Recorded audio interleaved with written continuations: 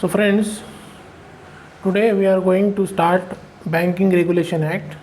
In earlier lecture we have seen RBI Act in part 1 and part 2. Now today we will see Banking Regulation Act. As our series is about central banking, so definitely RBI Act, then Banking Regulation Acts are utmost important, and in this act there is no concept as such,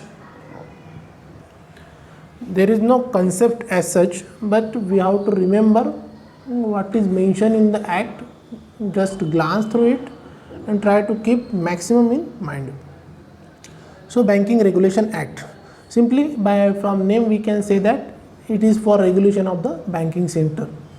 So why this act basically formed, the first question will come. So its reason which is mentioned in this paragraph, they have mentioned why this Banking Regulation Act actually required at that time. So during the war times, actually what happened, so many banks spread at that time. So many banks came and they were trying to entice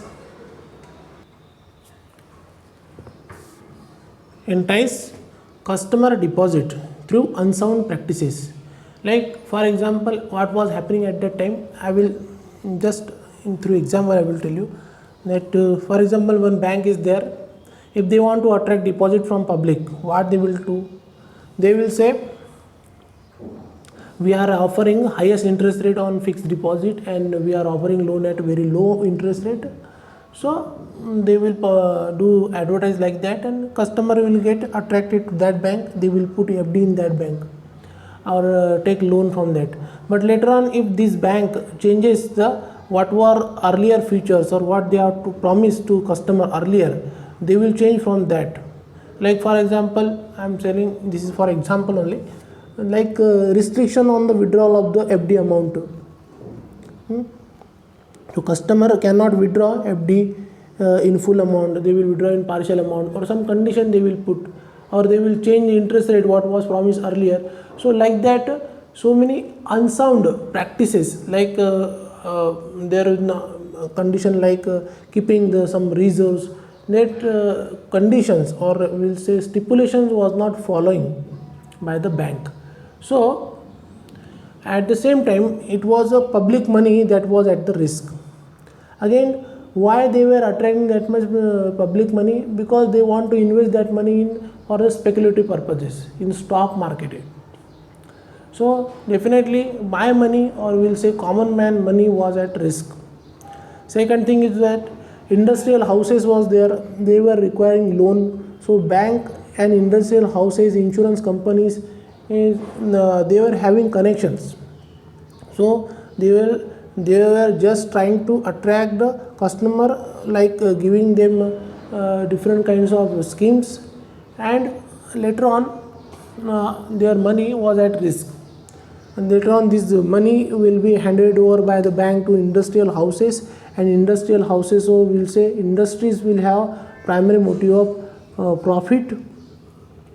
So in a way, we'll say if the industry will collapse, so banking sector will also get collapsed. So there was no at that time regulation or supervision on these banks, and to protect or to ensure the safety of public fund, that is common man fund, this need arises. And that's why initially a banking companies bill, you see a draft of Banking Companies Bill 1946, first it has been made, and that then refer to select committee which met in November 1946.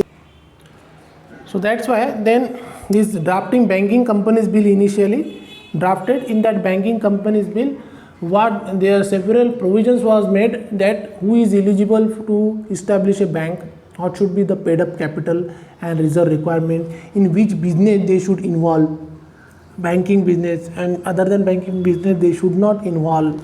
Like then governance reforms and governance norms they have specified. Everything they have specified in the sense that the public money should be safe. So later on that Banking Companies Bill only converted into, or we will say renamed as a Banking Regulation Act in 1966.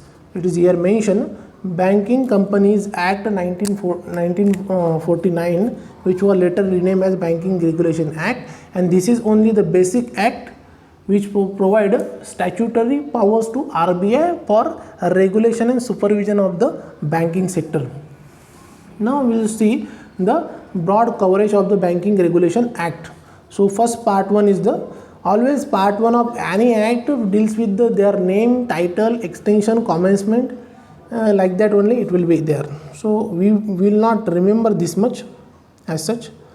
So you by logic you will they will never ask, I think, part 1, but by logic you should put part 1 always about short title, commencement and extent, and like that.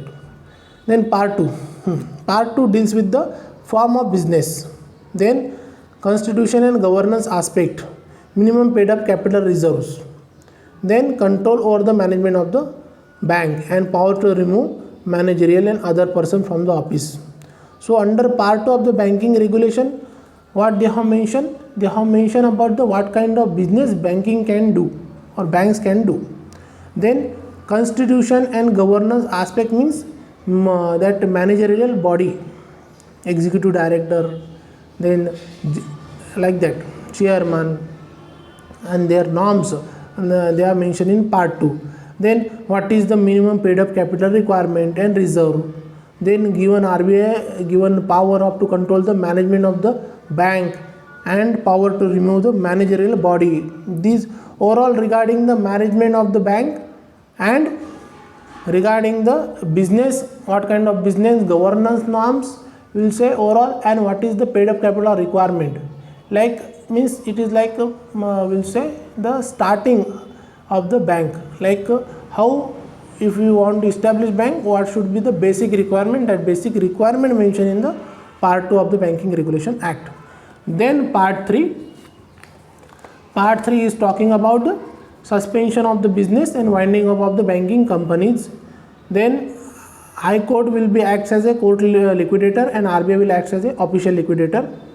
Then it is also talking about amalgamation of the banking companies and preservation of the records and return of paid instrument to customer, etc. So part 3 is all talking about what we are established in part 2. We have to wind up that business in part 3. So part 3 is all about suspension of business and winding up of that banking companies. So for that, if any bank is not able to perform, or RBI will think that the future prospect of this bank is not good, so that bank will be closed and winded up, and the bank will be liquidated. So first charge on liquidated bank will be that of RBI only. So RBI will be the official liquidator, and finally High Court will act as the court liquidator. Through court only we will liquidate, but mediator will be RBI only. Then amalgamation of the banking companies will be handled under part number 3. Then preservation of records and return of paid instrument to customer, that is under part number 3. So part number 4 of the Banking Regulation Act deals with the miscellaneous aspect like penalties, application of fines, change of name by the banking company, etc. So part 4, in part 4 what is there other than part 2 and part 3? Penalties, application of fines, so fines, penalties will be there. Then change of name by banking company. For example, if any bank want to change their name, for example, during the merger name of the bank actually changed. So for example, we'll say Canara Bank and Syndicate Bank. So Syndicate Bank got merged with the Canara Bank. Now Syndicate Bank name is not there. So like that changes will definitely happen under part number 4 of the Banking Regulation Act. Then part V deals with the application of the Act to cooperative bank. This is also important. Part V deals with they can ask one-liner question that or they can give one paragraph, and in that paragraph they will give some kind of information regarding the Banking Regulation Act, and one question they can ask that cooperative banks handle under which part of the Banking Regulation Act. So it is a part 5. So one thing is that see, Banking Regulation Act is extended to cooperative bank also. Earlier it was not there, but now it is the some cooperative bank was not under the purview of the Banking Regulation Act, but near about now all banks, cooperative banks are under the purview of Banking Regulation Act. You can see recently RBI, or not, we'll say recently also, so many times RBI is taking action over the cooperative bank. One or two more cases, not one or two, we'll say after 2 or 3 days you will find that RBI is imposing restriction on the cooperative bank, especially in case of the Maharashtra. So many cooperative bank closed, and restrictions were imposed on this cooperative bank. See, if restriction imposed by the RBI means it is common man money only stuck there, because restriction on the withdrawal of money will be imposed.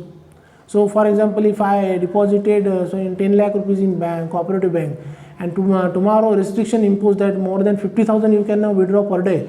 So if I need urgent money, means what happened to my situation? Like this, restrictions will be imposed by the RBI, but that is in favor of the customers only, because bank will definitely think that cooperative bank, or let's say any cooperative bank which are on which restriction is imposed, RBI will think that it cannot perform in future, so that definitely that's why, or they will not comply with the regulatory requirement like paid up capital or reserve requirement. If they will not comply, definitely their operation will be shut down by the RBI.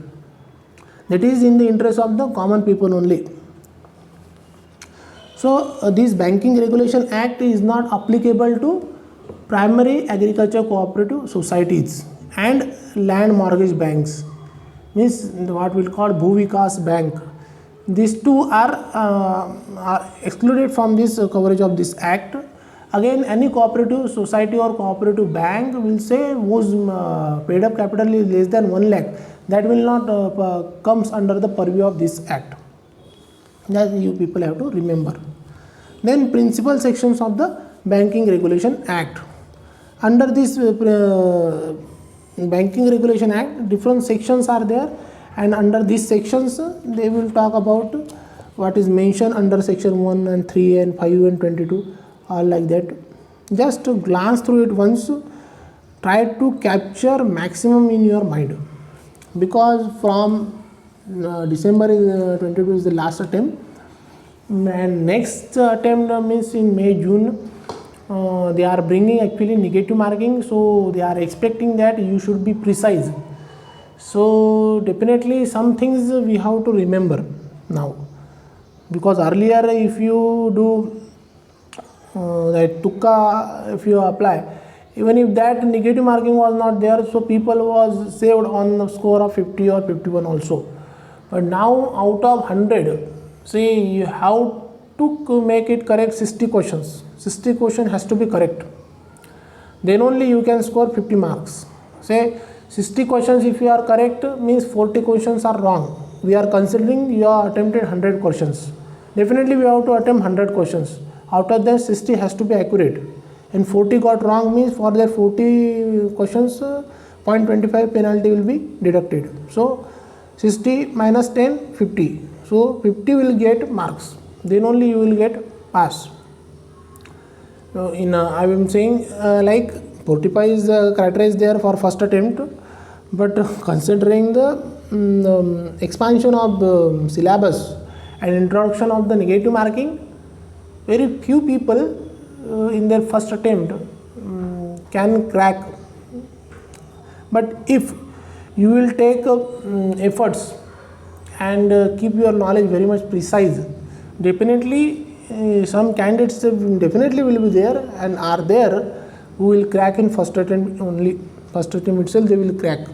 See friends, change, I will tell, change is the only thing in this world is constant. So you people have to be changed as per the need of the hour. So it is okay, be prepared for the next year attempt also, but first try to clear maximum people. I am telling, try to cover CIB in this December attempt only. So principal section of the Banking Regulation Act, under section 1 and 3, what application of this act to all banking company except cooperative banks, it is telling transaction banking business in India. But actually cooperative bank, this act now has been extended to cooperative bank also, because RBI is having power now to regulate cooperative bank also. Only exception I told, primary agriculture cooperative society and land mortgage bank, these are only the exception, and the societies which are having paid up capital less than 1 lakh. Then section 5 and 6, in this the definition of the banking company and company form of business in which bank may engage. So section 5 or 6 having what is the definition of banking company, that is the minimum paid up requirement, it has been mentioned in this section. And what kind of business, means they cannot start kirana shops, like that restrictions will be there. Otherwise tomorrow bank will start their own mall. So then prohibition of the bank from engaging in trade or businesses other than banking and requiring it to dispose of non-banking assets, means other than banking they cannot start any kind of business. Otherwise what will happen, bank will start their own online websites, commercial websites like Flipkart or Amazon. They will sell their products there. So that kind of things cannot be done. Restrictions are there in the Banking Regulation Act. So prohibition of the employment among others for managing agent or any other person whose remuneration is on commission, that employment also prohibited under this act. On commission you are keeping that person, no, this cannot be done. Requirement of the minimum paid up capital and reserves, yes, so this is under section 11 it is mentioned. This section can be important, because recently some cooperative banks, or will say so many cooperative banks have been shut down, or their operation has been closed, and that action has been taken under section 11 also, because they were unable to maintain that minimum paid up capital requirement or reserve requirement of the bank, that is RBI stipulation. So this section is important. So they can ask under which section this action has been taken. So section 11 is important. You just remember what section I am telling, you remember that section specifically, and other than that if you can manage to remember other section also, try to do it. But these sections are important, section 11. Then regulation, proportion, interest, authorized, subscribe and paid up capital and voting rights of the shareholder is mentioned. Then restriction on commission, brokerage, discount, etc. on sale of share, prohibition on creation of charge on any unpaid capital of the bank. Just go through it once, keep in mind they can option ask also which are prohibited. So you should be able to eliminate that options. Prohibition of common directors among banks, means I will be, for example, I am a director in Union Bank, I am director in Canara Bank, I am director in SBI also.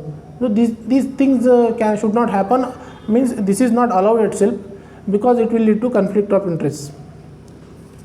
Okay, then provision of building of reserve fund, then maintenance of minimum cash reserve by non-scheduled bank, then restriction on formation of a subsidiary company except for certain purpose.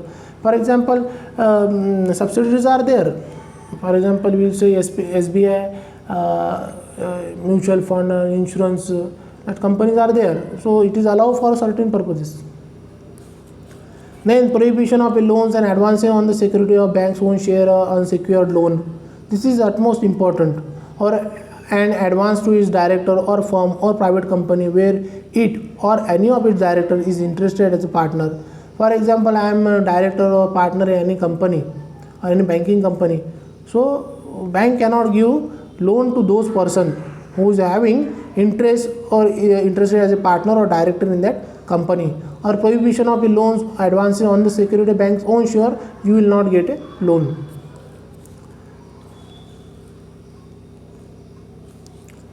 Then section 22, this one is important. Section 11 is important. Section 11, what is the requirement? Paid up capital or reserve requirement is there under section 11. And under section 22, 11 into 2, 22. So under section 22, it is licensing of the bank by the Reserve Bank. Under section 22 only, bank will decide to whom they should give license, and they will give license based on which criteria? Based on the section 11 criteria only. Then license of new branches and transfer of existing branches under section number 23.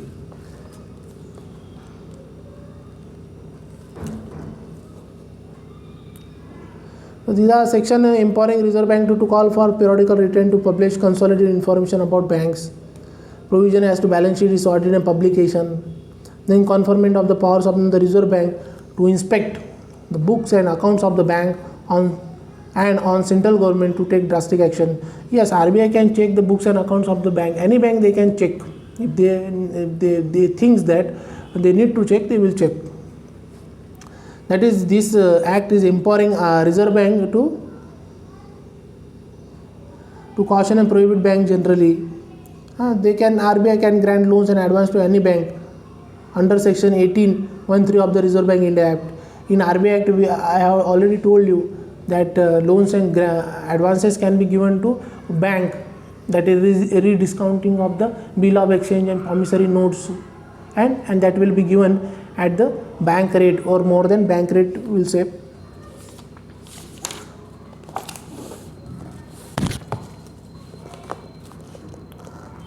Next point in requiring the Reserve Bank to make an annual report to the government on trend and progress of the banking in India, section number 36. See, this section is important, section number 36, because statutory backing is given on the annual report, government on trend and progress of banking in India. See, RBI annually is giving this report to government on a trend and progress of banking in India, and that is having statutory backing, means RBI has to mandatorily give that report. This is, I think, only one report that is having statutory backing. So they can ask which report having the statutory backing under which section, under section 36, trend and progress of banking in India. This is having statutory backing under Banking Regulation Act, and RBI has to make annual report on it. This section and this report is important. Just remember it. Then provisions as to grant of moratorium to bank temporarily unable to meet its obligation, procedure for winding up by court, restriction on voluntary winding up on amalgamations.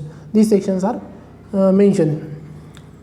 Then provision for prescribed penalties and all these things. Then amendment of section 18 of the RBI Act to enable bank to make loans and advance to a bank in an emergency against any such form of security as the bank might consider sufficient. So RBI Act to enable bank to make loans and advances to any bank they can give under section 18 of the RBI Act.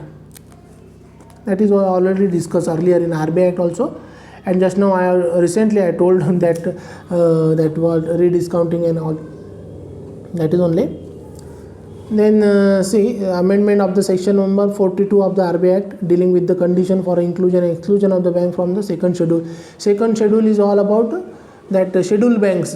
What are scheduled bank list will be there in the section 42 only. So exclusion and inclusion of the bank in the second schedule only. That then only we will call it a scheduled bank. Nationalized bank, all nationalized bank are scheduled bank. Or private bank also that has given license, they are all are scheduled bank. This is because they are mentioned in the section 42 of the RBI Act. Then Banking Companies Act 1949 will say it is Banking Regulation Act, which was renamed in 1966.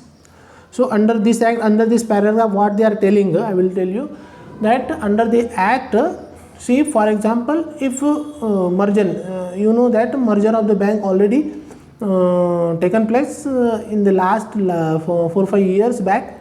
So before merger of any bank, that bank having the shareholder, so first consensus among the shareholder has to be taken, that is decision has to be taken by the majority, that is 2/3 majority of the shareholder, that we want to merge this bank with the another bank.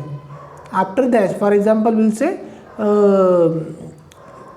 Bank of Baroda. In Bank of Baroda, Dena Bank and Vijay Bank got merged. In case of the Canara Bank, Syndicate Bank was merged. So in this case, both bank, for example, if you say in Canara Bank and Syndicate Bank, their shareholder has to take this decision regarding merging of these two banks on majority basis, and after that, that resolution which was passed will be given to RBI, and RBI will sanction that resolution. After that, these two banks will get merged. Like this, merger of the bank will happen. That is only explained in this paragraph.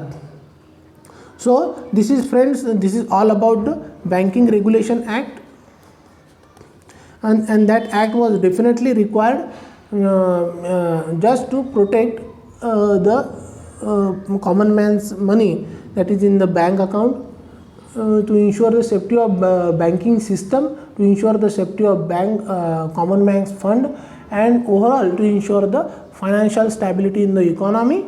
This act providing statutory powers to the RBI regarding regulation or taking action against any bank who is not complying with the stipulations, regulations and norms which is given by the RBI, like CRR norms, any other paid-up capital norms, or any other disclosure or any reports that need to be complied. Everything as per the RBI regulation, bank has to comply. Otherwise, action will be taken under this Banking Regulation Act. So friend, this is all about our Banking Regulation Act. In next slide or next chapter, we will discuss about the FEMA, Foreign Exchange Management Act. So module B is maximum about the RBI, because we are going now India specific. Say in first module what we are discuss in general, like in first chapter we are discuss about the World Bank, central banks of the different country, and then India we have discussed about the in first chapter. Then in second chapter we have discussed specifically about the central banking functions. Then chapter number 3 we are going more about transparency, accountability and conflict with the fiscal policies, like that we have mentioned or we have discussed about it in the chapter number 3. Now module B is going more specific about the Indian banking, that is more about the RBI, more about RBI Act, Banking Regulation Act, FEMA Act, because these are the base act under which RBI is deriving power from this act just for regulation of the banking sector, regulation of the economy, and that is essential for the financial stability. Okay friends, so don't forget to like, share and subscribe our channel, because subscription will help you to get notification about our next video. And don't forget to join our Telegram group also. I have given link in the description. You do join that group. We are discussing questions and answer in our group, and all this video will be available there also, and separate MCQ series also will start soon, and we will discuss that there in our group only. We will not discuss in YouTube, but we will discuss in our group only. So do join our Telegram group. So thank you friends, goodbye.